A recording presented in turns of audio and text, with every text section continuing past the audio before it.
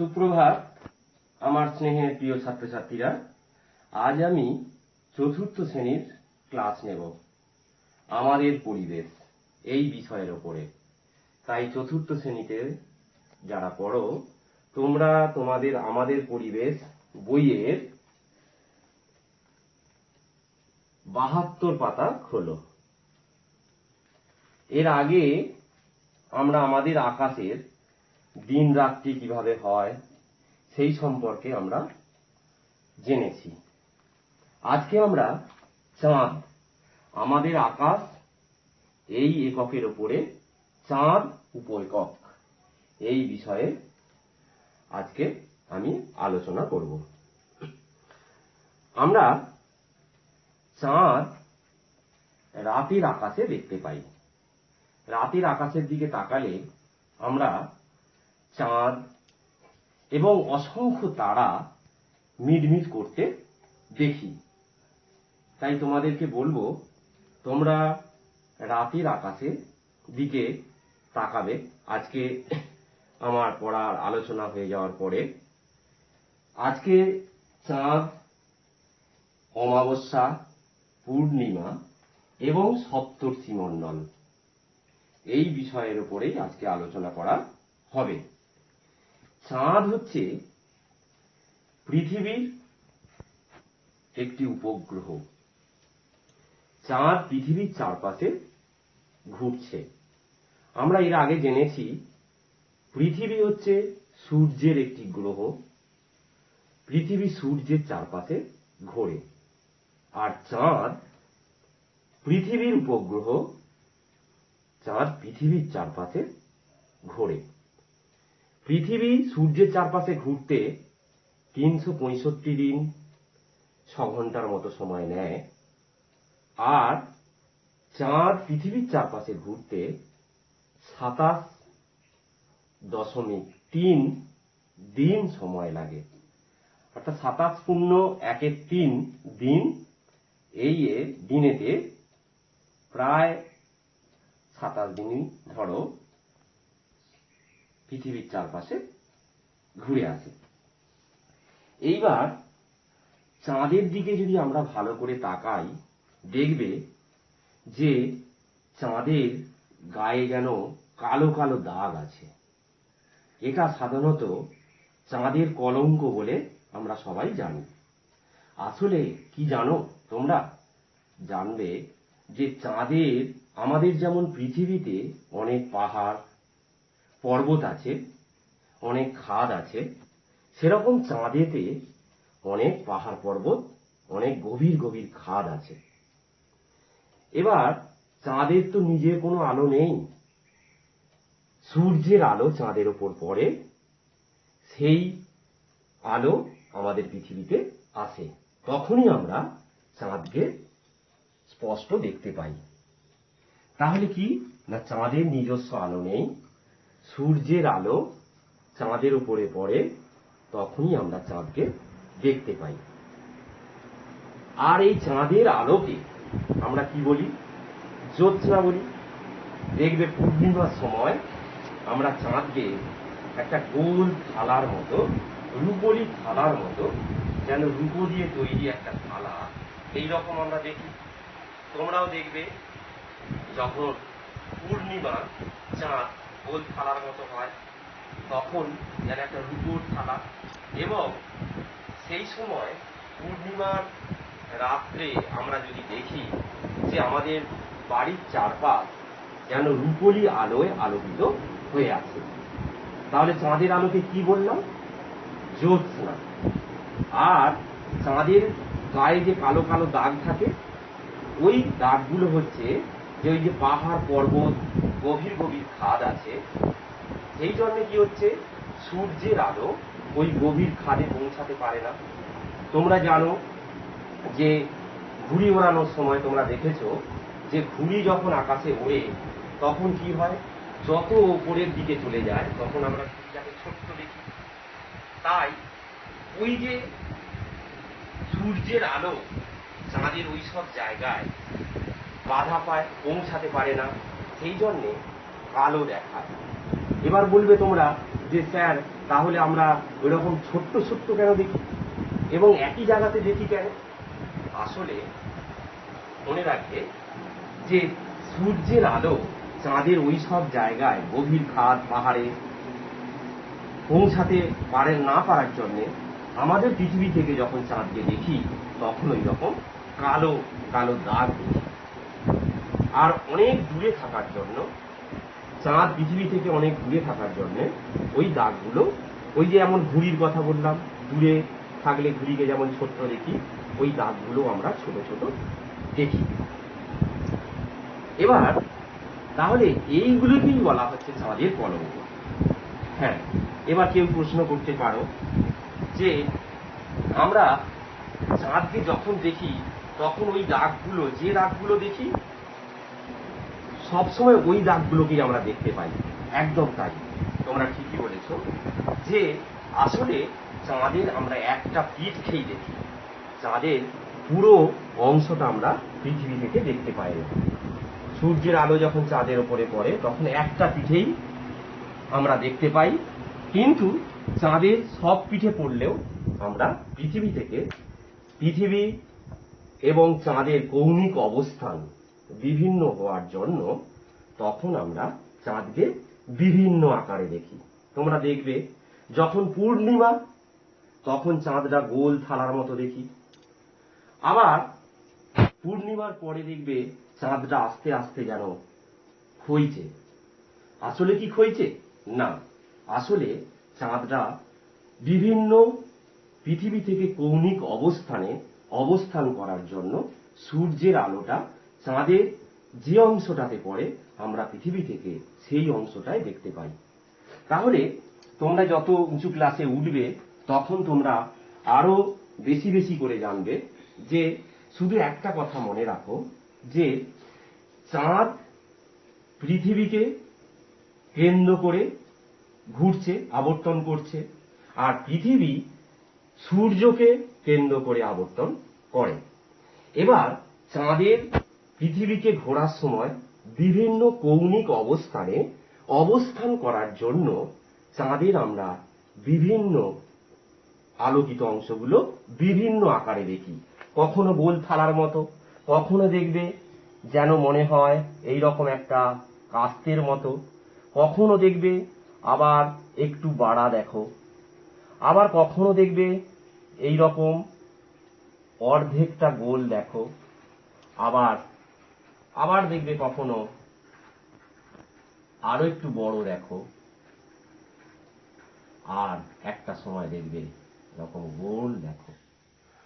আবার কোনো সময় দেখবে চাঁদকে একদমই আমরা দেখতে পাই না।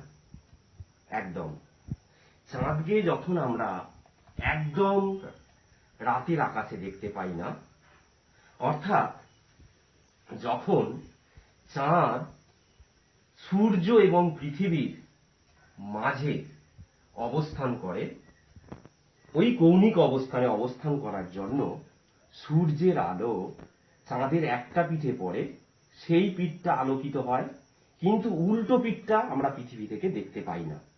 তখন কি হচ্ছে না, তখন ওই উল্টো পিঠটাই আমরা দেখতে না পাওয়ার জন্য রাত্রির অন্ধকারে আমরা দেখতে পাই না, তখনই হয় অমাবস্যা। অর্থাৎ চাঁদের পৃথিবীর সঙ্গে একটা কৌণিক অবস্থানে অবস্থান করার জন্য সূর্যের আলো চাঁদে বাধা পায়, ফলে উল্টো পিঠটা আমরা চাঁদের দেখতে পাই না। তখন ওই না দেখতে পাওয়া যে অংশটা, সেই সময়টা, সেই অবস্থানে, চাঁদের যে অবস্থানের জন্যে আমরা যে অংশটা দেখতে পাচ্ছি না, তখনই হচ্ছে চাঁদের অমাবস্যা। আর পূর্ণিমা, তাহলে অমাবস্যা কথাটা জানলে, পূর্ণিমাটা কখন হচ্ছে না, চাঁদের পৃথিবীর সঙ্গে কৌণিক অবস্থান। তার আগে বলি, অমাবস্যাটা হচ্ছে 0° কৌণিক অবস্থান হলে তখন ওই অবস্থাটা হয়। আবার যখন চাঁদ পৃথিবীর সঙ্গে 180° কৌণিক অবস্থানে অবস্থান করে, তখন কি হচ্ছে না, সূর্যের আলোটা চাঁদের ওই পুরো অংশটা পড়ার জন্য আমরা পৃথিবী থেকে সম্পূর্ণ গোল দেখতে পাই।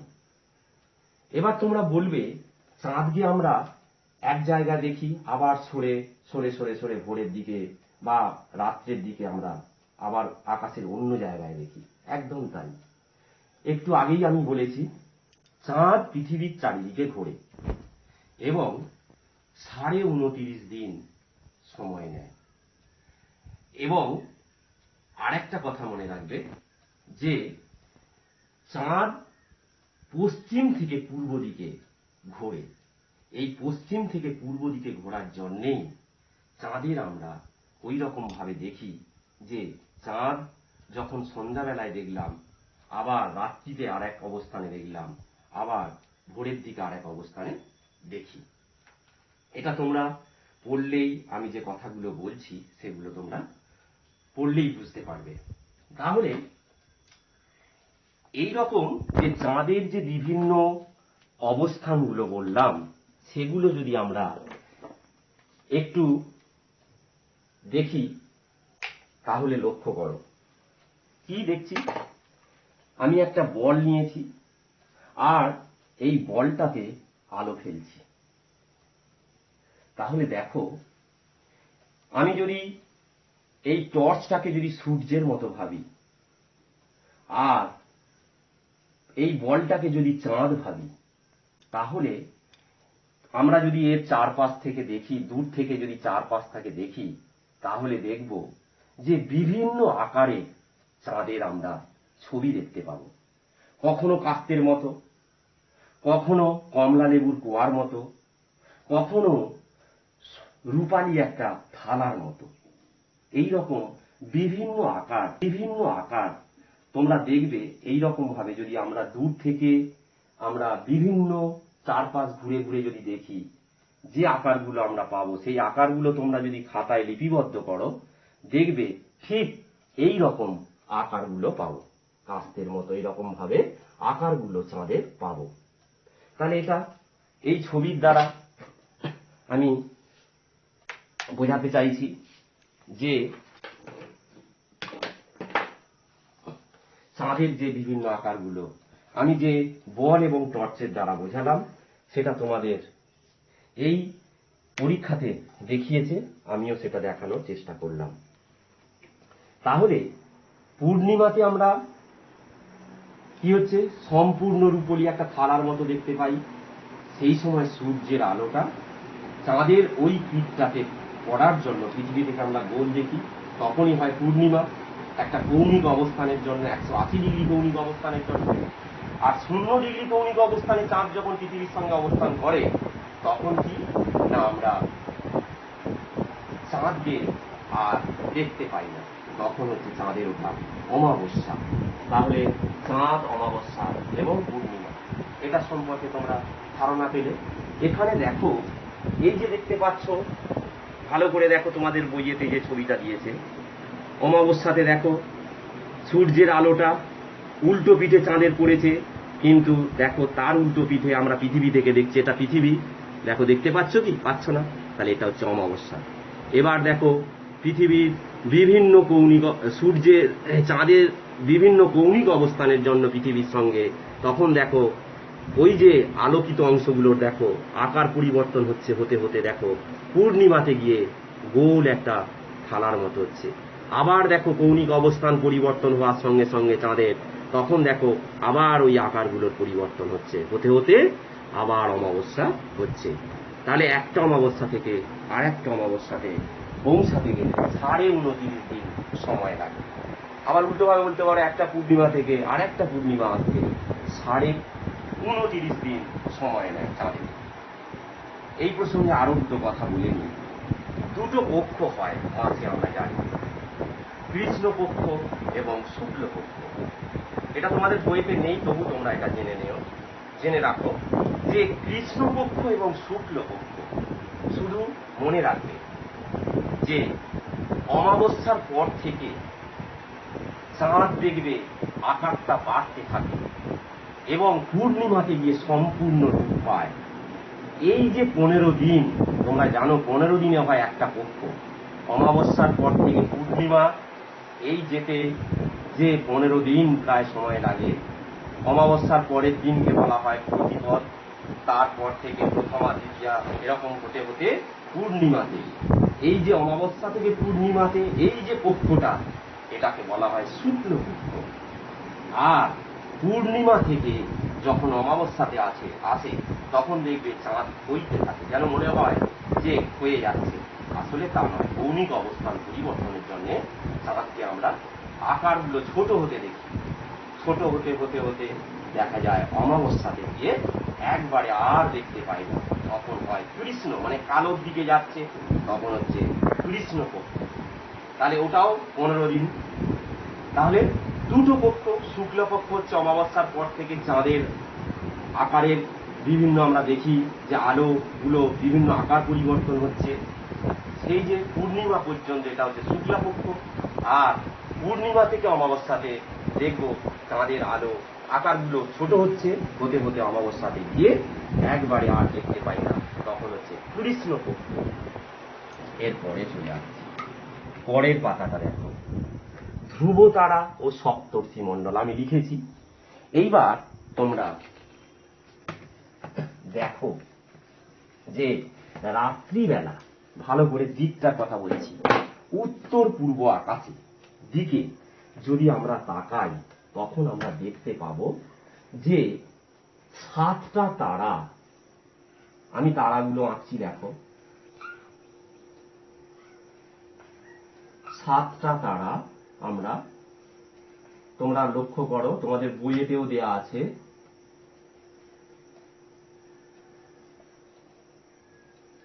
1 2 3 4 5 6 7,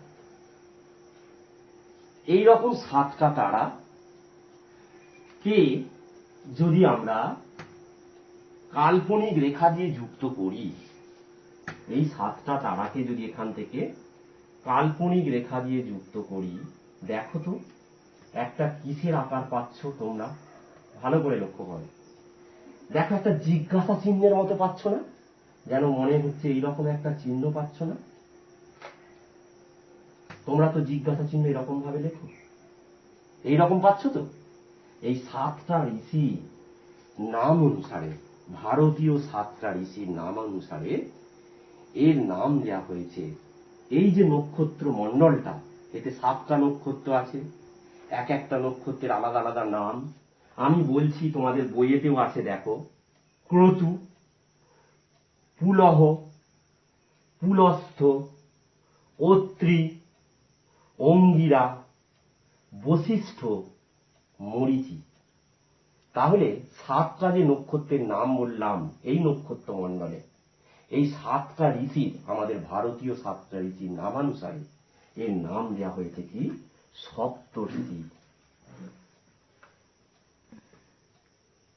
মণ্ডল। সপ্তর্ষি মণ্ডল এটা কোন আকাশে দেখতে পাবো? উত্তর পূর্ব আকাশে তাকালে আমরা এটা পাবো। এইবার দেখবে যে বশিষ্ঠর পাশে একটা ছোট্ট নক্ষত্র দেখতে পাবে, তোমাদের ছবিতেও আছে, দেখো এই যে বশিষ্ঠের পাশে, বশিষ্ঠ আমি এঁকেছি। আবার বলছি, ক্রতু, পুলহ, পুলস্ত, অত্রি, অঙ্গিরা, বশিষ্ঠ, মরীচি। এই বশিষ্ঠর পাশে যে নক্ষত্রটা দেখতে পাচ্ছ, এটাকে বলা হয় অরুন্ধতী। এটাকে নাকি বলা হয় যে বশিষ্ঠর স্ত্রী। কি? বশিষ্ঠর স্ত্রী হচ্ছে অরুন্ধতী, ওর পাশেই আছে।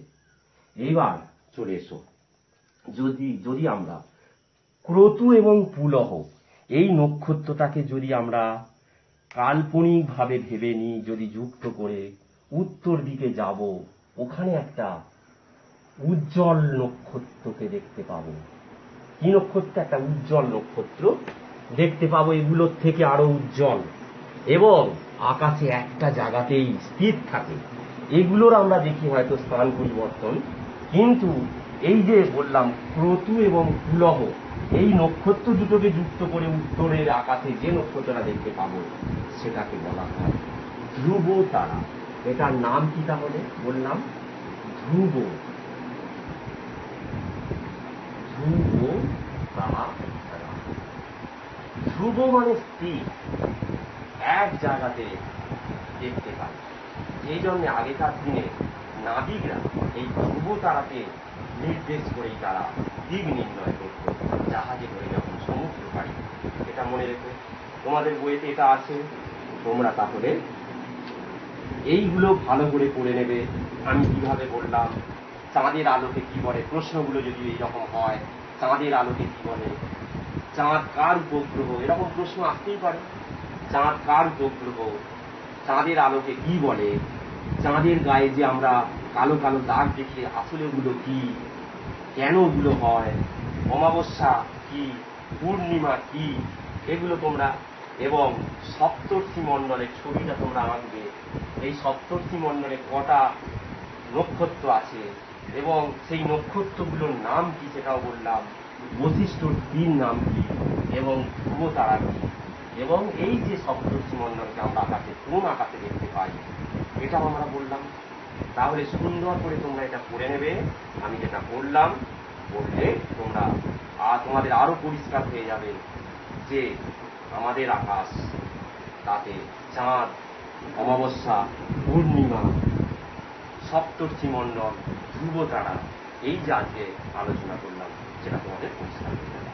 তাহলে আজকে আমি এই পর্যন্তই আজকে রাখছি, এখানেই ক্লাস শেষ করছি। তোমরা সবাই খুব ভালো থেকো, সুস্থ থেকো। আবার আগামী ক্লাসে তোমাদের সঙ্গে কথা হবে। অনেক ধন্যবাদ।